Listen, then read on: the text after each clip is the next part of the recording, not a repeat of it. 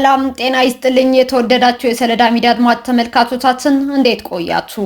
ለዕለቱ መራርጠን ወደ እናንተ ለማድረስ ያዘጋጀናቸው አዳዲስ ትኩስና ወቅታዊ መረጃዎችን ይዘን ቀርበናል። መረጃዎቻችን እየተከታተላችሁ እስከ ፕሮግራማችን ፍጻሜ ከኛ ጋር እንድትቆዩ ከወዲሁ በታላቅ አክብሮት ጋብዛለሁኝ።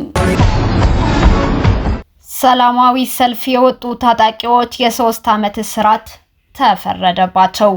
በቅርቡ በትግራይ ክልል በነበረው የህወሓት አገዛዝ የሚቃወም በታጣቂዎች በተደረገ ሰልፍ ላይ ሰልፍ ያካሄዱ ታጣቂዎች 3 ዓመታት እንዲታሰሩ በህወሓት መፈረደው ተገልጿል።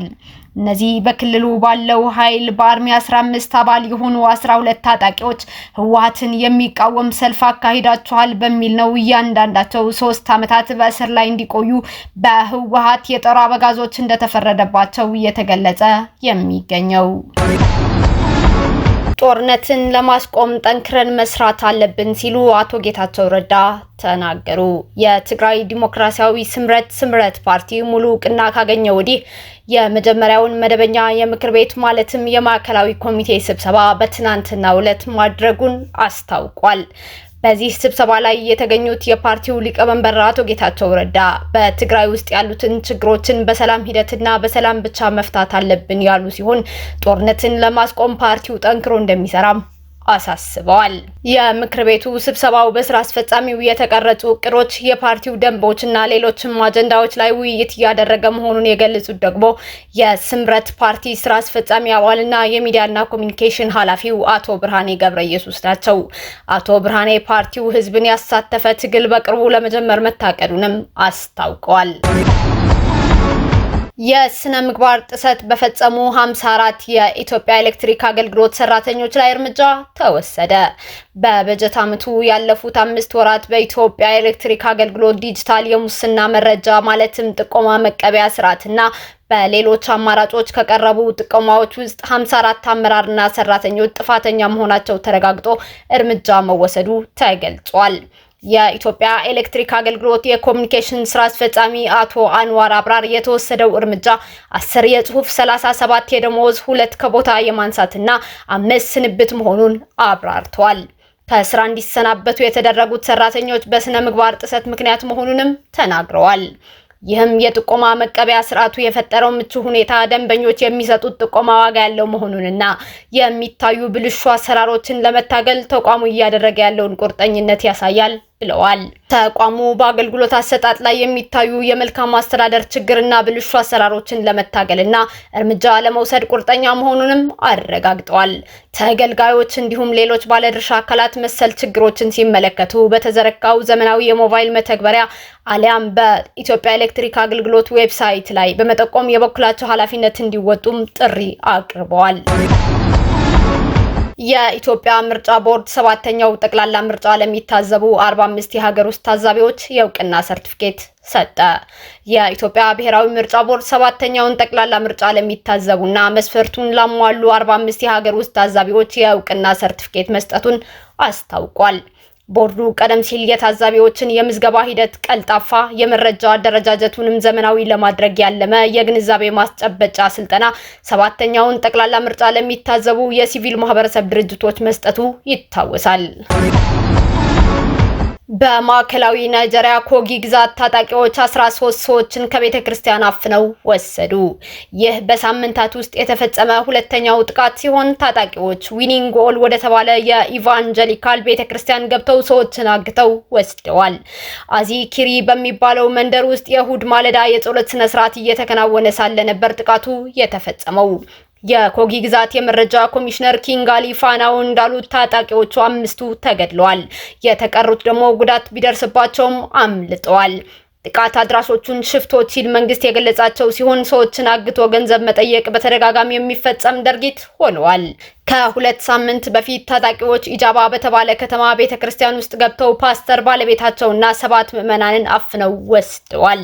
ታጋቾቹን ለማስለቀቅ ጥረት ቢደረግም እስካሁን እንዳልተሳካ ነዋሪዎች ገልጸዋል። የኮጊ ግዛት የመረጃ ኮሚሽነር በኒጀር እና በካውራ ግዛት ያለው ነውጥ በኮጊ ግዛት ሽፍቶች እንዲንቀሳቀሱ ምክንያት ሆኗል ብለዋል። በተለይም በሰሜን ምዕራብና ማዕከላዊ ናይጄሪያ እየተፈጸሙ ያሉ ተከታታይ ጥቃቶችና አፈናዎች የሀገሪቱን ደህንነት ስጋት ላይ ጥለዋል። ከደረሱት ጥቃቶች የከፋው በኒጀር ግዛት ፓፒሪ ከተማ በሚገኝ የካቶሊክ ትምህርት ቤት 250 ህጻናትና 12 የቤተክርስቲያን ሰራተኞች እየታገቱበት ነው። የናይጄሪያ መንግስት በምዕራብ አፍሪካ የሚንቀሳቀስ የቦኮ ሐራም እና ኢስላሚክ ስቴት ታጣቂዎች ተጠያቂ ያደርጋል። ፕሬዝዳንት ቦላ ቲኑቡ እገታን ለመከላከል የጸጥታ ኃይሎች አሰማርተዋል። በእገታ ታዋቂ ወደሆኑ አካባቢዎች ተጨማሪ የፖሊስ ኃይልም ተሰማርተዋል። ወታደሮችና ፖሊሶች ተጣምረው የተሰማሩ ቢሆንም በተለይ በገጠራማ አካባቢዎች አሁንም እገታዎች እንደቀጠሉም ይገኛሉ። መረጃው ከቢቢሲ የተገኘ ነው። የአውሮፓ ህብረት የሩሲያን ንብረቶች የማገድ እቅድን ሃንጋሪ ተቃወመች። የአውሮፓ ህብረት ከታገዱ የሩሲያ ንብረቶች በሚገኘው ገንዘብ የዩክሬን ወታደራዊ ጥረቶች ለመደገፍ እንዳሰበ የሃንጋሪ የውጭ ጉዳይ ሚኒስትር ፒተር ሲያሪቶ በብራስልስ የአውሮፓ ህብረት የውጭ ጉዳይ ሚኒስትሮች ስብሰባ ላይ ተናግረዋል። የዛሬው ተግባር ግጭትን ማወካካር ተቀባይነት እንደሌለው ግልጽ ማድረግ ነው። ምክንያቱም በአውሮፓና በሩሲያ መካከል ጦርነት ከተነሳ አውሮፓ አተርፍም። ስለዚህ እንደዚህ አይነት ጦርነት እንዳይጀመር መከላከል አለብን ብለዋል። የአውሮፓ ህብረት ባሳለፍነው አርብ ታህሳስ 3 የሩሲያ ማዕከላዊ ባንክ ንብረቶች በቋሚነት ለማገድ ድምጽ ሰጥተዋል። የሃንጋሪ ጠቅላይ ሚኒስትር ቪክቶር ኦርባን ይህ ውሳኔ በህብረቱ ላይ የማይጠገን ጉዳት እንደሚያደርስ ከዚህ ቀደም ገልጸው ነበር። ስፑትኒክ እንደዘገበው ሃንጋሪና ስሎቫኪያ የአውሮፓ ህብረት የሩሲያ የነዳጅና የጋዝ አቅርቦቶች እንደ አውሮፓውያን አቆጣጠር እስከ 2028 መጀመሪያ ድረስ ሙሉ በሙሉ ለማቆም በሚያደርገው ጥረት ዙሪያ በአውሮፓ ህብረት ፍርድ ቤት ክስ ለመመስረት የህግ ዝግጅቶችን አጠናቀዋል ሲሉም ሲያሪቶ ተናግረዋል። የሩሲያን ነዳጅና ጋዝ የመተው እቅድ የአውሮፓ ህብረት ህጎችን ይጥሳል ሲሉም አክለዋል። አሜሪካ ለዩክሬን ኔቶን መሰል ጠንካራ የጸጥታ ዋስትና ለመስጠት ቃል መግባቷን አስታወቀች። የዋሽንግተንን ማርሽ ቀያሪ ሐሳብ ሩሲያም እንደምትቀበለው እምነት እንዳላት የአሜሪካ ባለስልጣናት ገልጸዋል። በጀርመን በርሊን ለሰዓታት በተደረገው ስብሰባ ከፕሬዝዳንት ዘለንስኪ ጋር አዎንታዊ ቆይታ ማድረጋቸውን የተናገሩት የአሜሪካ ባለስልጣናት ዶናልድ ትራምፕ ከዩክሬንና ሩሲያ መሪዎች ጋር በጉዳዩ ዙሪያ እንደሚመክሩበትም አስታውቀዋል።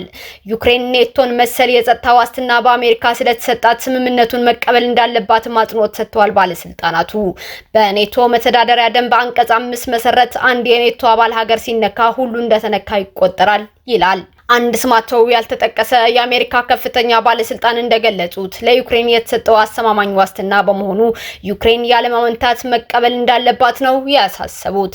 ሌላ ከፍተኛ የአሜሪካ ባለስልጣን ደግሞ ለዩክሬን የተሰጠው ኔቶን ተኪ ዋስትና ሩሲያም እንደምትቀበለው ተናግረዋል። ነገር ግን የዋሽንግተን ባለስልጣናት ኔቶን ይተካል ባሉት የጸጥታ ዋስትና ተገቢነት ላይ ከሩሲያና ከዩክሬን በግልጽ የተሰጠ አስተያየት የለም። እስካሁን አብራችሁን ከኛ ጋር ስለነበራችሁ እያመሰገንኩኝ በሌሎች መረጃዎች እስክንመለስ እንደተለመደው የሶሎዳ ሚዲያ ቤተሰብ በመሆን ላይክ፣ ሼር፣ ሰብስክራይብ ማድረጋችሁን አትርሱ። አዳዲስ ትኩስና ወቅታዊ መረጃዎቻችን በቶሎ እንዲደርሷችሁ የደወል ምልክቷን ይጫኑ። ስኬት፣ ድልና ሰላም ለኢትዮጵያውያን። ሶሎዳ ሚዲያ